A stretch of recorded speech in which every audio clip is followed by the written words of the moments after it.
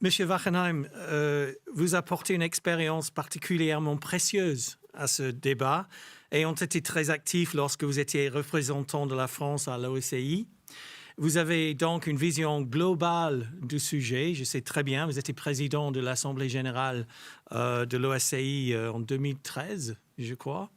Alors, du point de vue international, quelle est votre opinion sur l'état des lieux et qu'est-ce que nous pouvons attendre ou demander aux organisations mondiales comme l'OSCI pour mieux faire face aux défis du changement climatique? On a entendu ce matin les espoirs de l'industrie d'avoir encore des accords sur les carburants alternatifs, les choses comme ça. Alors, donnez-nous, s'il vous plaît, votre perspective. Merci, Paul. Je crois que effectivement, c'est un fil rouge depuis le début de ce colloque. C'est que l'aviation est une activité, une industrie internationale, mondiale. Et on ne pourra pas, évidemment, avancer si on n'intègre pas cette spécificité. C'est une spécificité qu'elle partage d'ailleurs avec le monde maritime. C'est la première chose. Donc, très tôt, les États du monde entier ont compris qu'il fallait s'organiser au niveau mondial. Je ne vais pas refaire l'histoire de l'OACI. Un certain nombre de gens là, et d'auditeurs la connaissent. Mais il faut se rappeler au moins deux choses. La première, c'est que c'est une organisation d'État. Ce n'est pas une agence, contrairement à ce que certains croient. C'est-à-dire qu'il n'y a pas de pouvoir supranational. L'OACI comprend 193 États membres aujourd'hui, et ce sont ces États qui décident des politiques et qui décident des normes ou des recommandations qui sont faites ensuite à l'ensemble de la communauté internationale. Ça, c'est la première chose. La deuxième chose, c'est que l'aviation civile internationale ne pourrait pas fonctionner sans une harmonisation, au minimum une harmonisation technique. Ça paraît évident, mais l'interopérabilité des systèmes est la seule façon d'assurer la sécurité des vols et le développement du secteur. Donc, une telle organisation est nécessaire et continuera d'être nécessaire. Une fois qu'on a dit ça, on peut se poser deux questions. Qu'est-ce qui va ? Qu'est-ce qui ne va pas ? Qu'est-ce qui va ? Là, depuis 70 ans, 75 ans maintenant, l'OACI a montré sa capacité à normaliser les aspects techniques. On peut dire que de ce point de vue, l'OACI a réussi à atteindre le but qui lui était fixé. La question ne s'est pas posée jusqu'à maintenant. Je vais revenir dans une minute sur les questions qu'on pourrait se poser à l'avenir sur les aspects techniques. Sur ce qui a été également, sur ce qu'on peut mettre au crédit de l'OACI, c'est ce qui a été fait en matière d'environnement. Il faut quand même le rappeler. Parce qu'il y a beaucoup de gens qui croient que rien n'a été fait depuis des années. Mais l'OACI a commencé à réglementer le secteur environnemental, donc en commençant par le bruit, parce que dans les années 60-70, c'était le bruit qui était le plus important et qui était le plus, je dirais, critiqué par les communautés qui environnent les aéroports.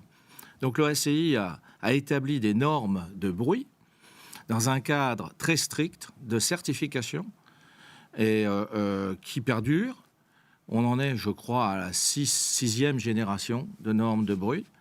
Et les avions d'aujourd'hui, le résultat, c'est que les avions d'aujourd'hui font beaucoup moins de bruit qu'ils n'en faisaient à l'époque.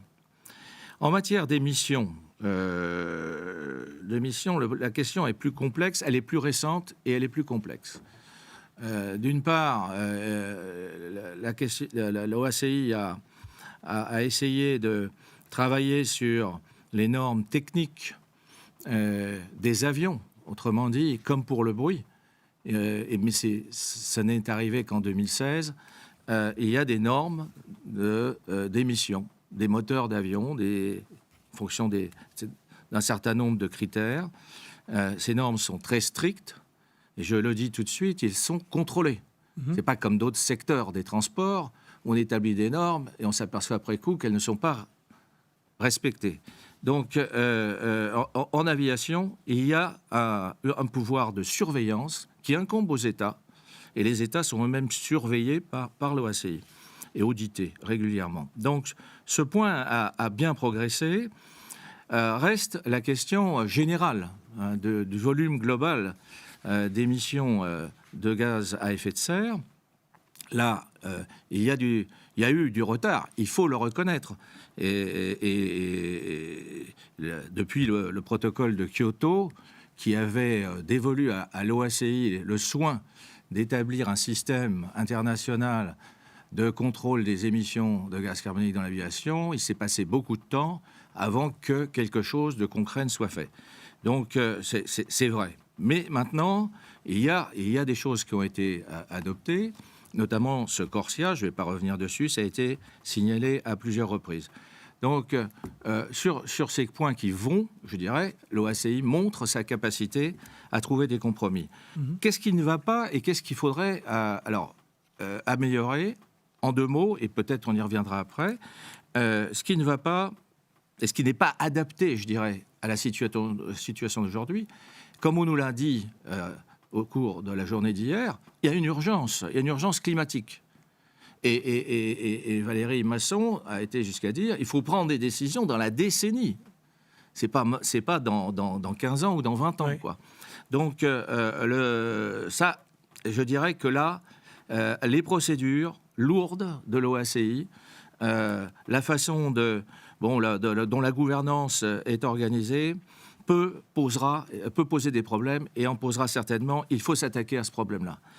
Et puis j'y vois un autre point sur lequel il faut aussi travailler et améliorer les choses, c'est sur l'innovation. Oui. Comment l'OACI va prendre en compte les innovations techniques dont on nous dit qu'elles vont progresser très rapidement. Oui. Il y a un décalage temporel aujourd'hui entre la capacité d'une organisation aussi lourde à 193 États à prendre en compte et à établir les normes. On dit généralement que certaines normes prennent 10 ans. Donc, il faut aller plus vite que ça.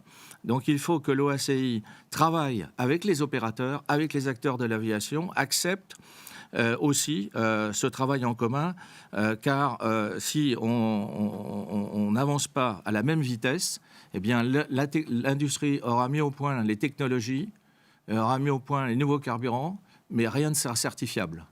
Donc, il y a quelque chose d'important à faire. Peut-être, là, au niveau des initiatives, l'Europe a certainement une initiative à prendre pour faire évoluer ce système. On pourrait éventuellement en reparler. OK. Merci, Michel.